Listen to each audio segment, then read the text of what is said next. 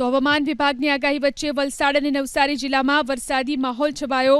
લાંબા સમય બાદ નવસારી જિલ્લાના ગણદેવી તાલુકામાં વરસાદ વરસ્યો। અમલસાડ, સરીબુજરંગ સહિતના ગ્રામ્ય વિસ્તારમાં ધોધમાર વરસાદ વરસ્યો। પવન સાથે વરસેલા વરસાદથી રોડ રસ્તા પાણી થયા। લાંબા સમય બાદ વરસેલા વરસાદથી ખેડૂતોએ વાવેતર કરેલા પાકને પણ નવું જીવતદાન મળ્યું।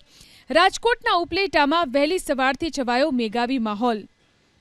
असह्य उकळाट बाद शहरना अलग अलग विस्तारमां वरसाद वरस्यो। वरसादथी कपास, मगफળી, सोयाबीन, तुवेर, एरंडा सहितना पाकने फायदो थशे। છોટાઉદેપુર શહેર અને ગ્રામ્ય વિસ્તારમાં પણ મેઘરાજા મન મૂકીને વરસ્યા। છોટાઉદેપુરના સર્કિટ હાઉસ વિસ્તાર, એસટી ડેપો વિસ્તારમાં વરસાદ વરસ્યો તો જોડાવાટ, ફેરકુવા, બોરદલી, રૂનાવાડ, રજુવાટ, ઝોઝ સહિતના ગ્રામ્ય વિસ્તારમાં વરસાદ થતા ખેડૂતોમાં ખુશી ફેલાઈ। જૂનાગઢ શહેરના અલગ અલગ વિસ્તારમાં પણ વરસાદ વરસ્યો।